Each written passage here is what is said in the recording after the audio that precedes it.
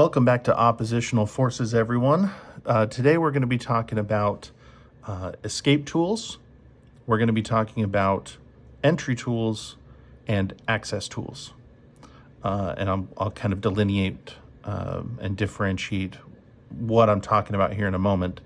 But these are some of the most important tools that you can have in an emergency, whether it's civil unrest, unlawful custody, natural disaster, whatever the case may be.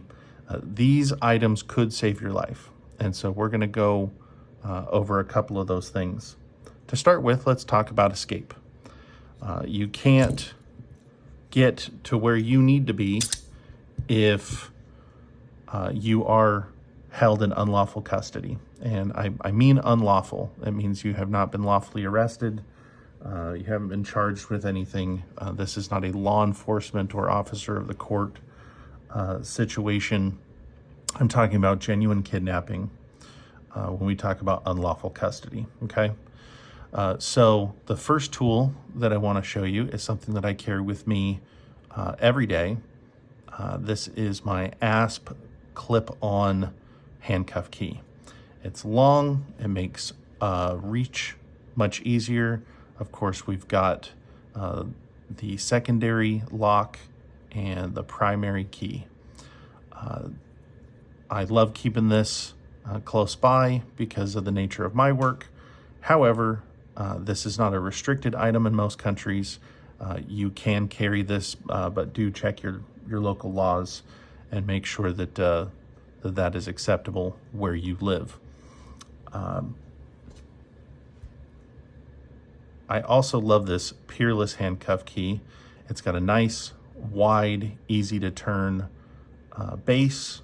Of course, it's got your secondary lock pin and the primary key.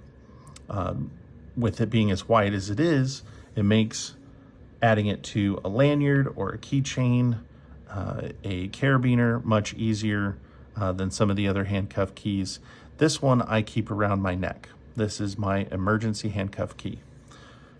However, you can see that because of the length that I can also loop this around on a belt loop, and this can go down my trousers, and I have a handcuff key that would not be easily padded down. So if my hands were behind my back and I couldn't reach my neck, I can fish this out and boom, I've got a handcuff key. So handcuffs can be purchased on the internet with no prior approval. Again, some regions, some countries may restrict the ownership of handcuffs. To my knowledge, I wouldn't be able to tell you which ones. Here in the United States, there are no restrictions on the ownership of handcuffs. And so if you want to get yourself a pair of handcuffs and practice with them, again, just make sure that you've checked your local laws.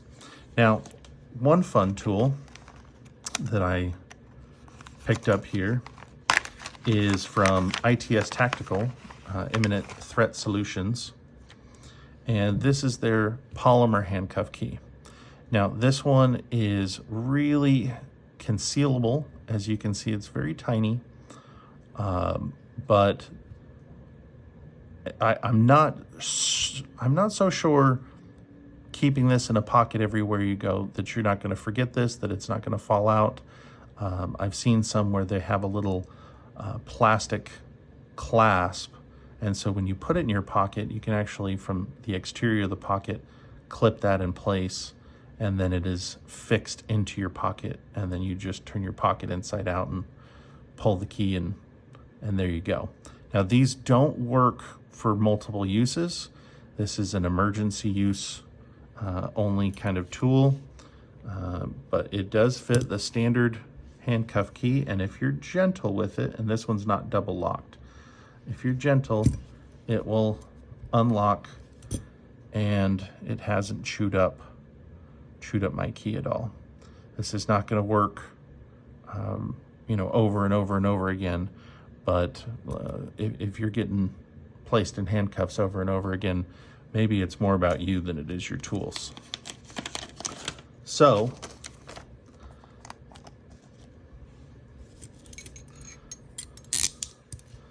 escape, okay? Now escape can come in a lot of different forms. And I've got some other escape tools. This is the handcuff shim and saw blade. Now this one is a little delicate as well. And so I'm going to make my best attempt not to damage it because I do like having it around. But shimming a handcuff is about interacting with the teeth on both sides, disengaging the way that they bite together so that the handcuff shackle can't be pulled out. So the way these handcuffs are made is that they can slide through as many times as you want, but once you place a wrist in there, then obviously it's not going to come all the way through. So to shim, you're going to take your little shim tool, and you can make all kinds of tools, and I will make a video on that later. But if you will travel that shim with the teeth as it comes down, then it will cover the lower, oh, and I've gone inside. Then it will cover both sets of teeth, preventing further engagement of the teeth. And you can see that it's kind of coming up.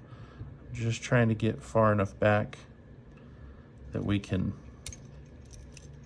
shim that all the way out, and it's not going to let me. This is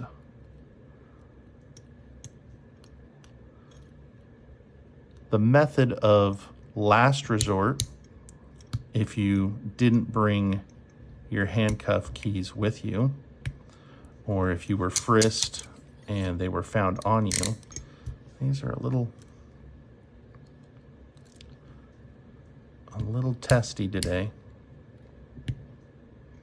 but I mean, you can see that the shim is working. I've just got it on the back of a tooth here that because these are so tense that I'm not going to get that all the way out, I don't think, today, without damaging the tool. And that's what I don't want to do. I tell you what, I will make the other video, and when I do, I will bust this one. But before I do that, I will order another so that I am never without my own tools. Okay, so these are escape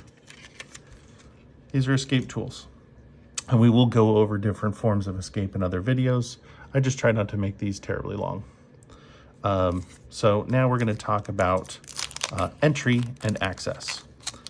Entry, lawful entry, can be accomplished in a lot of different ways. I've got my Snyder Tools wallet shim, which is a much tougher version than what I showed you before, which was the plastic version, cut the same way, but this one is a lot more robust. This one is going to really kick butt and take names. And then I have the Covert Instruments version, and as you can see, this one has a couple of extra functions to it. I have both for kind of different situations, and this will interact with different types of locking devices and doors than this one will, but this one is really going to take a licking and keep on ticking. And although this one is robust, it is slightly thinner than the other, and it has sort of thinner places that I don't feel like I want to aggressively attack some of these doors and locking mechanisms in order to find my way in. This one is a fireman's tool. This is another type of industrial shim.